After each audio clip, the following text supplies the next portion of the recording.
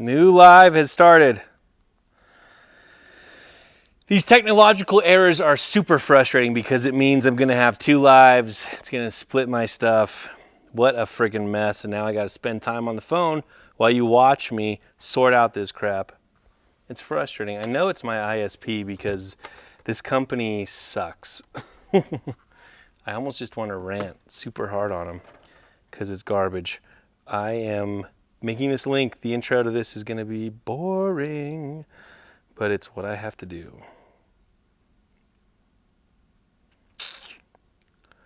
Let's post the link, everybody.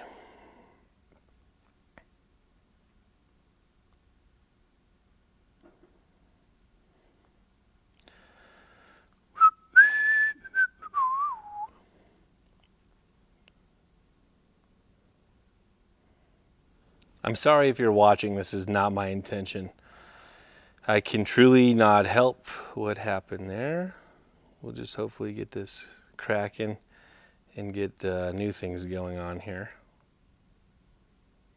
Get rid of that. The problem with this is that I'm doing it all with my phone now, and I'm not very good at that. So maybe I can do it here. Ooh, goodness. I'm gonna just ask people. There we go.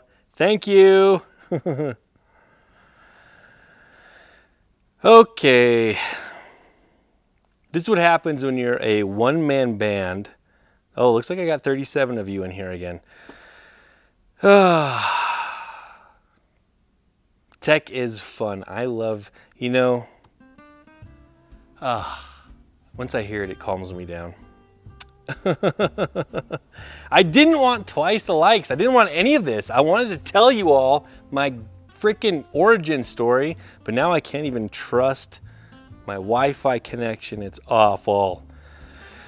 Yep, you're right, Barbara. Everyone's gonna have to hit thumbs up again. Sorry to make you work so hard. Yeah, I've got the song playing because it's my happy place. It would be the Grateful Dead, but then I wouldn't be monetized because if you play copyrighted stuff. And let me just tell you right now, I got to go in and change the settings on this live or all of your live chats will be lost. Monetization isn't turned on. Really messes things up. Is Jess in? Oh, hey, Jess. Thank you for being here. Everybody, my campaign manager, her name is Jess Rambo. That's her real last name. Everybody, welcome her into the live chat here. Jess is super cool. She is, first and foremost, a really great mom, but she also built out a bus, 2 buses, rebuilt a motor. I mean, she's earned every possible credential in bus life. I mean, aside from like the double-decker ones, but you need, those are, you can't even get those in the States. Great to have Jess here. Thank you for being here. There is going to be a merch drop happening because, well, shoot, I guess I better go ahead and announce it now, but I am hereby announcing my candidacy for Bus Life Mayor, and I would love to count on your vote. It's me, Chuck Cassidy. This summer when the ballots are cast. My big platform is clean up after yourself and help others get free. Those are my big platforms. And the number one ways we're going to do that are by tapping the tank, obviously, and packing some trash bags. It's like pretty easy. So, oh, look, Barbara, thank you for the $20 Woot Nintendo controller. That's cool. Can anyone tell me how the audio video is going? Regretless, I knew I could count on you for your vote, and I would love to count on you for yours. Whoever's watching, out there in the back, this is for you, okay? I promise. I can't give you free snacks. I can't really give you anything. I don't have that much to, but definitely we're gonna try to get people to clean up after themselves and help everybody else get free. That's the goal. Freedom, help each other get free, be free, live free, and clean up after yourself so others can do the same. I think these are good rules to live by. If you got any suggestions, though, drop them in there, because the philosopher in me is curious, as a now politician, what can I do as mayor of Bus Life to improve your quality of life? Drop it in the chat here. Good, better audio and video. Well, however we did it, I'm glad we're here. It must be because I announced my candidacy for mayor.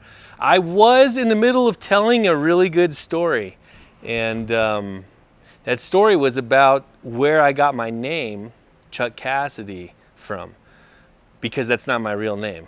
Spoiler alert. Some trolls were like giving me a hard time. They're like, he's hiding something. The world needs to know the truth about Chuck Cassidy. I'm like, that is so cool that you think I'm that big of a deal. Like, hell yeah. My platform is definitely soapbox oriented. I guess I should say I'm a member of the Soapbox Party. That's the party I'm running on. And our platform is really like clean up after yourself, hence the soapbox, and help others get free. That's the point. If you see somebody who's not as free as they could be or should be, give them a hand. And if you just made a mess, clean it up. Maybe it's a big mess, maybe it's a little mess. You should clean it up. That's all I'm saying. Be a good idea. Apple box. There we go. I'm trying. If anyone has a connection with Dr. Bronner's soap, I am trying to become, their brand ambassador, and I want to paint their logo on my soapbox. Where is it? I've got it's not a soapbox. It's a little step stool, but I want to paint their logo on that. I'm two smaller dudes in a trench coat. Jess, the Painted Buffalo, she's already got a new logo. So she made the logo for my merch. She somehow didn't even know that I would be running and made Chuck Cassidy for mayor. I think she might have known. And then sent it to me, and I was like, well, now I have to run because we've already got the merch. So there's going to be some stickers, some pins. I would make yard signs, but bus people don't, the cool thing about us is we don't have yards, so we're not wasting water on the Kentucky bluegrass out here in the desert Southwest, which is what we love to do. Like bus people are cool like that. Carry a big stick, but leave a small footprint. That's what I'm saying. Like, you can be a good, conscientious person who cares about freedom and still, minimize your impact on the planet and help other people get free too. Like, we can have a good time. We can have our big diesels, and we can also care about the air we breathe. Educate yourselves. I'll have to start a whole nother channel for political philosophy or something. Nobody wants to hear me talk about that. Where am I going? I was in the middle of telling you all my real name, or my fake name, why I got my fake name, where it came from. Bumper stickers. Well, if you don't know me well, and you might, I love bumper stickers. And the kinds of bumper stickers I love are the kind that get in your head. So on my truck right there, you'll see a bumper sticker that says, honk if you love peace and quiet. You know what I'm saying? Like, that's a good one. I got one on my toolbox that says, I'd rather be driving, I just love that. I got one on my camper that says, I'd rather be nowhere. How cool is that? And let me tell you my favorite bumper sticker. If you don't know what a doula is, so a doula is a person, as far as I know, there's two kinds. They help bring people into the world, so with childbirth and that kind of thing. And there are also death doulas that help people as they exit, this world. And I saw a bumper sticker, this was ages ago, it said, doulas, we help people out. Oh my God, I was dead. So good. ADD Chuck is the best Chuck. This isn't ADD. I'm just, I'm just connected, right? I got a whole thing about ADD. It's like, no crap, people have attention deficit disorder. Is the disorder in the person, or is it the world we made that is just like unbelievably overstimulating? You know what I'm saying? I'm rambling. I was telling you about my name. So and I don't know where the stream froze or cut out, but I was telling you there was a man named Neil Cassidy who lived in Denver in the, he was born in the early 20th century, probably, I should look it up, but I would guess in the teens. And by the 40s, he was an established figure in Denver, running around, stealing. He could hotwire a car in no time, stealing cars. He was a real charmer, loved by men and women. He could start a fight, start a brawl, pick a fight, gamble. He was just like one of those really charismatic dudes. And he became the basis of a character called Dean Moriarty in a book written by Jack Kerouac. Jack Kerouac is a legendary author from the Beat Generation who spent a lot of time living in Denver, which is, I think, where he met Neil Cassidy. And Neil Cassidy became the inspiration for Dean Moriarty, who is in On the Road by Jack Kerouac. And he is pretty much the same as he is in real life in that book. He drives cars across the country. He's constantly philosophizing and engaging with people and just kind of being a madman with all of this energy and, getting caught up between romance and crime and adventure and all of these things. And later in life, in the 60s, when Neil Cassidy was in his 40s, I believe, he became the school driver for Ken Kesey's school bus. Ken Kesey being the famous author of One Flew Over the Cuckoo's Nest, I believe, and the electric Kool-Aid acid tests.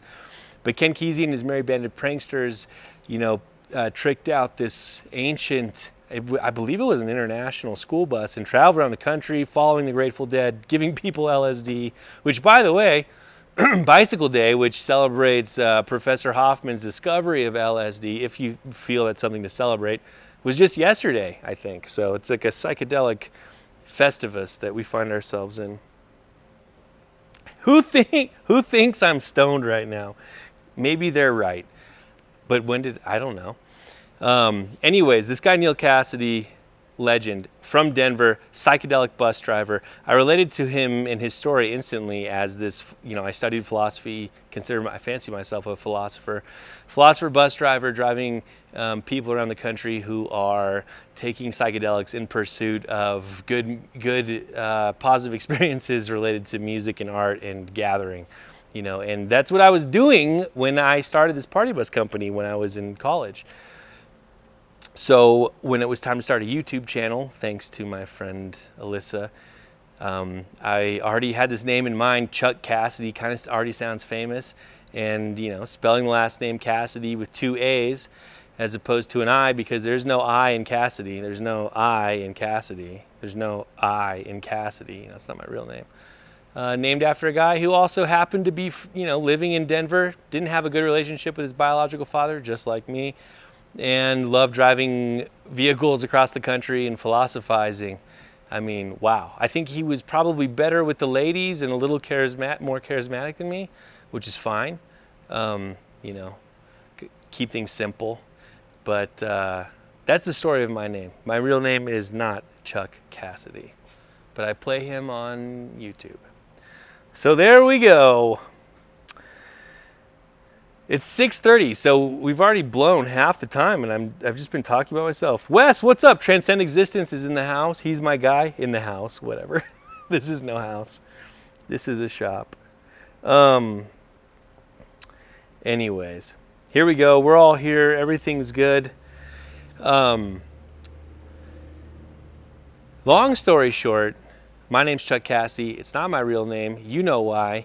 Make sure you buy your tickets and come out to the bus fair. If you want to come to the bus fair and join me and Wes, Transcend Existence, and Alyssa, and virtually the entire team from the school bus team on Gutted, and a lot of other really amazing bus life and bus community folks, make sure you get your tickets. Come out to the bus fair. Early bird pricing ended yesterday, but if you use my code, Chuck Cassidy, all one word, at the busfair.com when you are buying tickets to camp, attend, or go to seminars, you get 10% off whatever it is. And that might even be including merch if you wanted to get some cool bus fair related merch. I think. Don't hold me to it. I just talked to Brock yesterday and I don't remember exactly what he said.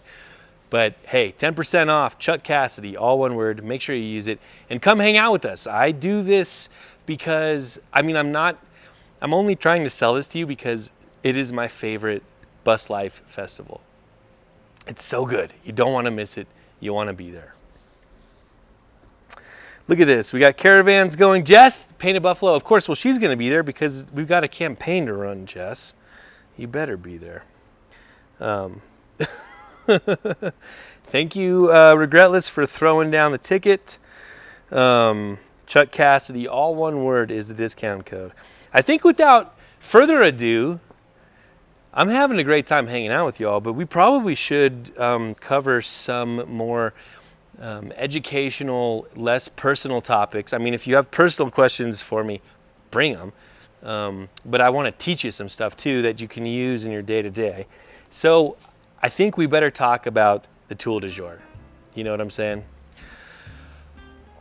Look, I have been on record many times in the past, in fact, even just recently, telling people they're foolish for using a level in a school bus. And make no mistake, you are foolish if you're using a level in a school bus. But today's tool du jour is a special type of level. It's a level above the rest, so to speak. And it's one that you can use outside of its relative position to Earth's horizon. Does anyone have a guess what this tool du jour is? Do you know what I might be talking about? Why it might be useful? Any guesses? No guesses in the comments, so I guess I better just say it. Everybody, today's tool du jour is a laser level. Look at that. And not just one, but 2 laser levels. 2 laser levels. I know, I'm going off the rails on a crazy train. Who said that? Was it Ozzy Osbourne? Yep. Pew, pew, pew. This one's cool because it broadcasts its plane in it's a 3D laser, I guess they would say, 3 dimensions, but it's continuous. This one only shoots it out the front, so if you have it, to your back, you're not going to see it. This one shoots it all around, top, bottom, and side.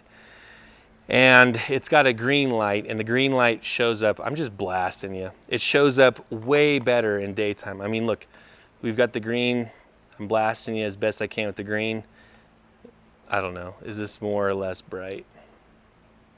Still pretty bright. The green is much easier to see. Look, they're both on that wall. So Chuck, what the heck are you doing with the frickin' laser level, when your bus is a vehicle and it's impossible to know if it's, parked on a level surface, let alone if the suspension isn't causing it to go in and out of being level. And I'm like, man, I know. That's why I tell people don't use a level. It's a fool's errand perhaps, a waste of time, if you will. And Nathan, who's saying this? Big Rolling Home. Just because it's 420 and I'm talking about lasers doesn't mean I'm having a Pink Floyd laser show, as cool as that would be. The people who are my old friends will know that there was a method I developed. I called it the Egyptian string method because, anthropologists suggested that Egyptians were some of the first people to use strings to make perfectly straight lines when they're laying out the pyramids. So I was like, hey, I'm going to steal that method. I would oftentimes take string to establish the plane of walls and different surfaces in my bus because you cannot use a level. If you want to make a line here at the back of the bus and then another line here at the front of the bus and make sure that they were parallel, a level is a great tool for that. But because you can't use it in the bus, I came up with this method of, measuring down off the ribs and doing things like that and then tying strings across as, representations of different planes. And it's a great method. It's a method you can use that's very cheap. All you need is string. And I might make a video where I explain in detail how I do that. But from some experiences I've had using this cheap laser level in my home renovation, and maybe I'll make a video about that someday, this thing has come in so friggin' handy for everything from laying out my, the foundation for an addition I built, to installing cabinets in my kitchen, this little, $30 or $45 laser has proven invaluable. It's like honestly saved me so much time. And it got me thinking, because I was installing my cabinets just a couple of weeks ago. If I got into my bus, and you pop this laser level here on a tripod, much like the one right there, which truth be told, the first tripod I bought was to hold a laser level, not to hold a camera. You put it on that tripod, and what you can do is you can actually lock the leveling gimbal in here. So I'm gonna lock that, which turns it off automatically. I'll turn it back on. And now, normal laser levels, you set them down and they're, floating in whatever they're doing, and they automatically level out. Super handy, that's what you want. But if you lock that, now what I have is essentially a grid with perfectly perpendicular, there we go, crosses there, that I can use and then put on a tripod, stick that inside of my bus, line this up, and then use this for getting really nice layouts that are gonna match side to side. And if you go online and you're looking from the usual scumbags to pick up a laser level, you'll see the Milwaukee ones and all the name brand, they're like $400, and that's cool, I'm sure they're good. I went on the old Amazon and I got this, super highly rated, I mean thousands of reviews. I got this laser level with a built-in rechargeable battery. It comes with this beautiful case. Look at this case. Comes with a case, this like leveling tripod assembly, a magnetic holder, which is great inside a bus, and a remote control for turning it on and off. This whole thing I think was like 140 bucks. And I've already used it a bunch. You're gonna see in a video how I use this on even making templates for the curved wall pieces. Yeah, that's right. But I was using this, I would side it down the side of the bus to make sure that my outlets and lines and clearance lights were all in a straight row, because this is essentially a straight edge that you can project onto a surface that also has the ability to give you a 90-degree parallel. I mean, and it projects it 360 degrees. So if you put this in the middle of the inside of your bus and you get things lined up, it's gonna be so easy for you to make sure things are straight and level and perfect across. You bring your bathroom wall out. Say you're framing a bathroom wall and you bring it out until your studs, are splitting that laser line just like that. And they're good. Where in the past, I would have to hang a piece of string and bring my studs out until they hit the string. Well, with this, you can project the level across and you can change it on the fly. It's just a matter of changing the angle, where if I wanted to change things and I was using the string method, that would be quite the ordeal. I'd have to untie the string, slide it, and move it down. So this laser level, I'm telling you, it's amazing. And when you're done building your bus, and I know nobody, well, not nobody, but most people who live in a bus, they're not going to live in it forever, but a lot of them do get the idea of wanting to build a house or something later. Well, when it's time to build that house, this guy is going to come in super handy. So this is one of the cooler tool du jour. I have to say, it could change your life. It's good for everybody, whether you build buses or not. And this has a range, I think it's about 100 feet, but the range is really like, if you go out at night, you could really use this across long distances. The range is really dictated by the ambient light that is in the area. So if it's like a really bright, shiny day, I guess it is, sunshiny, you're not gonna see that line go as far as you would otherwise. So, Bart, is that true? Am I gonna ruin a camera if I point a laser at it? Because I don't believe that. I don't believe that. We'll have to battle.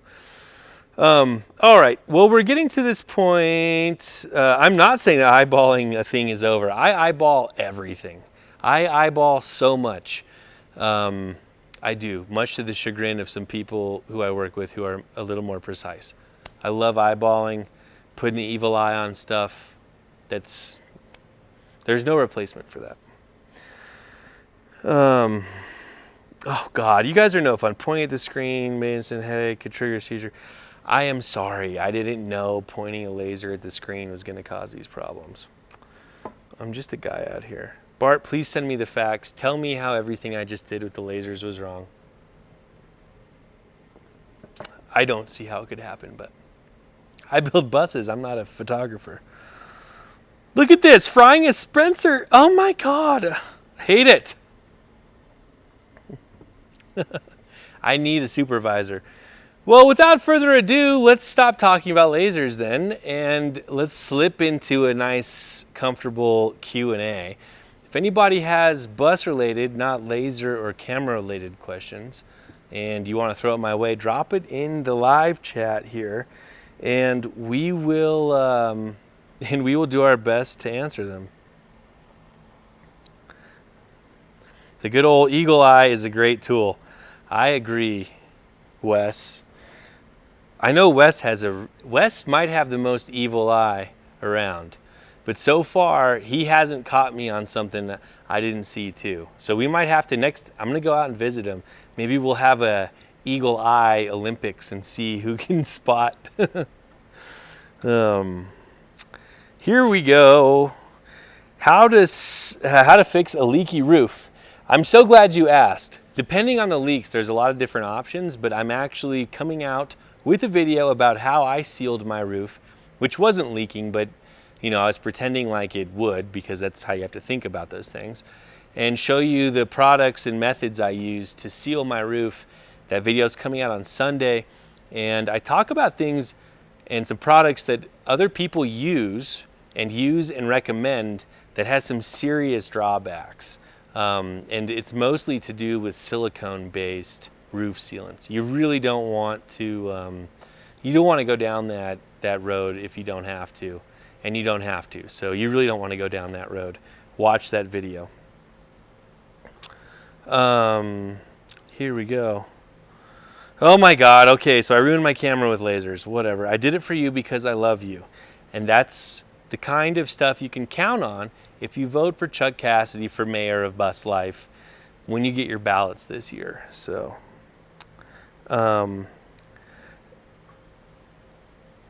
here we go. Can you talk about the driver's area, insulating the floor, and what you do around your seat? Do you raise it or not? Paul, I actually talk about that in one of my videos, but I like to get as much insulation everywhere as I can. That's kind of my MO. The struggle with that area is you have the driver's seat, which obviously if you raise that up 4 inches is going to be, the ergonomics of your driving position are going to be compromised.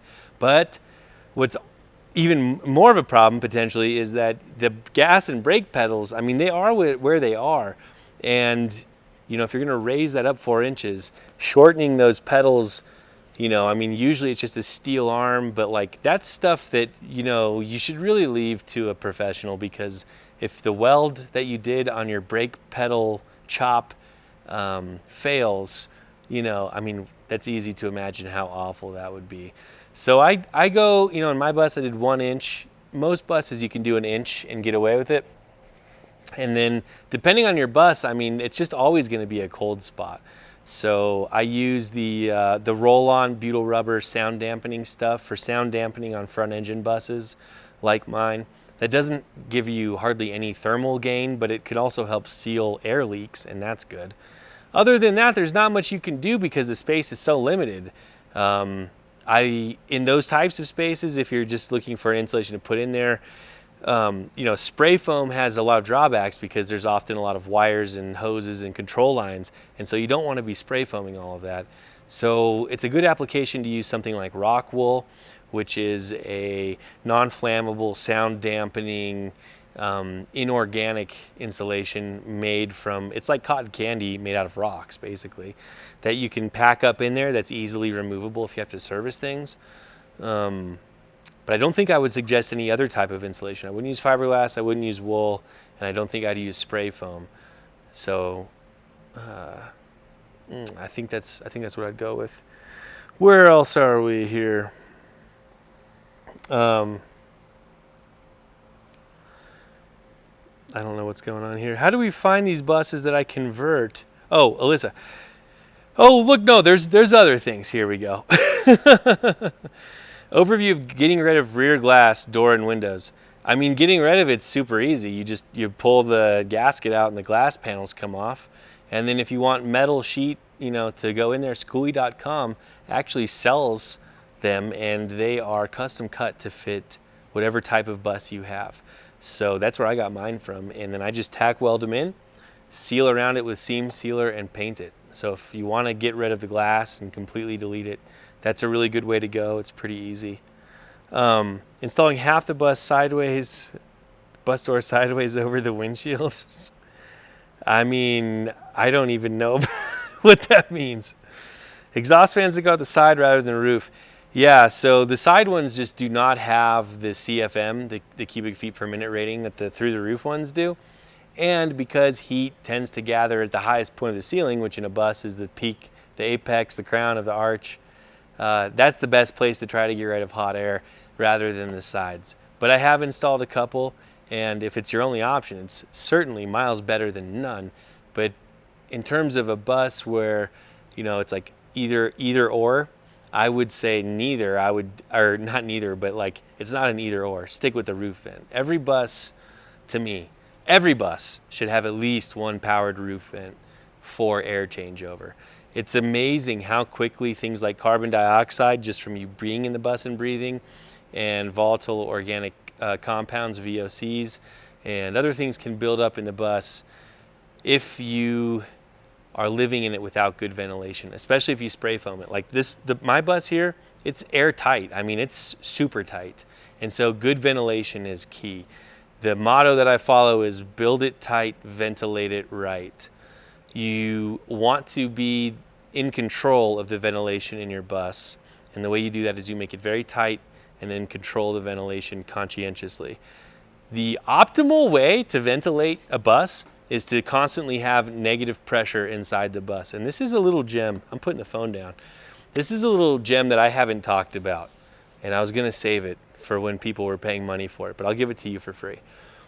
You want to, ideally, if you want to have the healthiest indoor environment in your bus, you want to be constantly, while you're parked at least, running that bus in a negative pressure state. That's where, if you could, always be extracting some amount of air from the inside of your bus.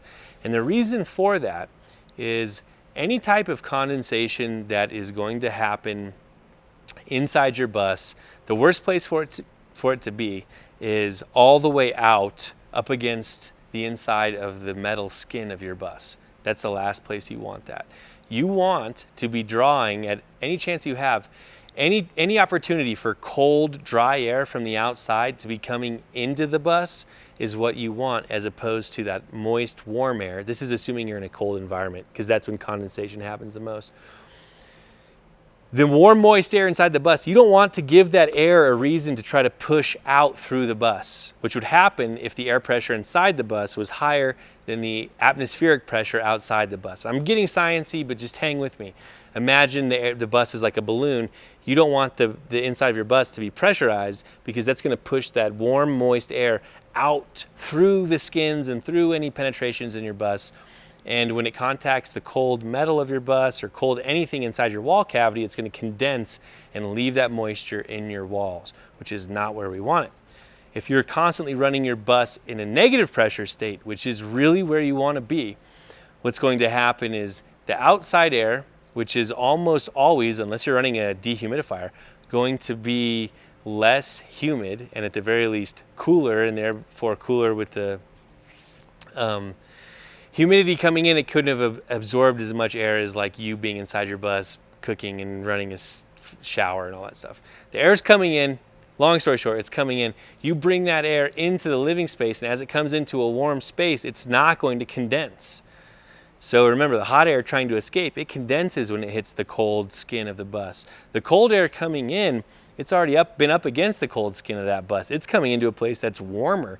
And as you raise the temperature of air, the amount of moisture it can hold goes up. The dew point at which it would condense onto a surface continues to rise, which means you're not going to be generating condensation inside your bus. So the long story short is, if you can, you always want to be slightly exhausting air from inside your bus and have a controlled way of doing that. So The cheapest, best, most controllable way to do that is a max air fan. The most energy efficient way to do that is something called an ERV, which is an energy recovery ventilator, and there's not a lot of great options for things that are as small as a bus. I've wanted to put one in my bus because what it does is if it's warm in your bus and you're sucking in cold air, it actually preheats that air with the air coming out of your bus to replace that. So, you know, you can recover about 60 to 80% of the heat, so it doesn't feel like a cold draft coming in. The problem is they're a few $100, they're relatively large, and it's kind of overkill. They're really all meant for whole house setups. So there's a little secret I don't think I've told anyone that. Nobody knows that one. Here we go. So, gosh, we have a lot of stuff. I'm trying to check get in here.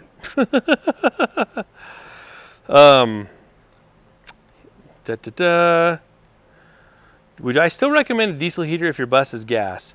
It depends. If your bus is smaller and you're going to have a propane tank anyways, I would probably go with a propane furnace. My camera is still working. Absolutely. Sorry, 22R or 1FZ? I mean, Alyssa, that's a Toyota question. But from what I've heard, I think the 1FZ, even though I've never owned one, the 22R is a great engine, though. A lot of people are saying the best engine.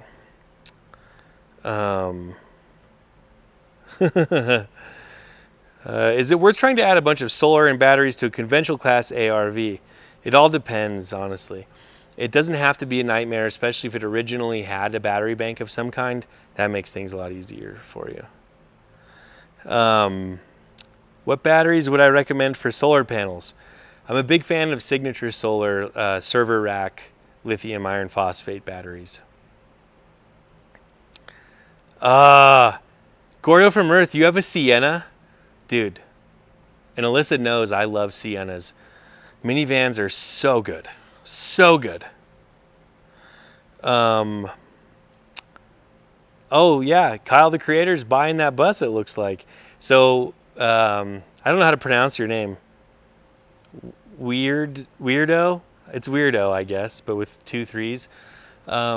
Sent over a bus that they thought would be good for a fella named Kyle who hired us to do some consulting for him to help him find a bus. And it was, someone who tunes into these and sent over a link to a bus, and Kyle, I think he's like on his way to go buy the bus right now, and it's so cool. I love that story. People helping people. It's like we're actually doing good stuff.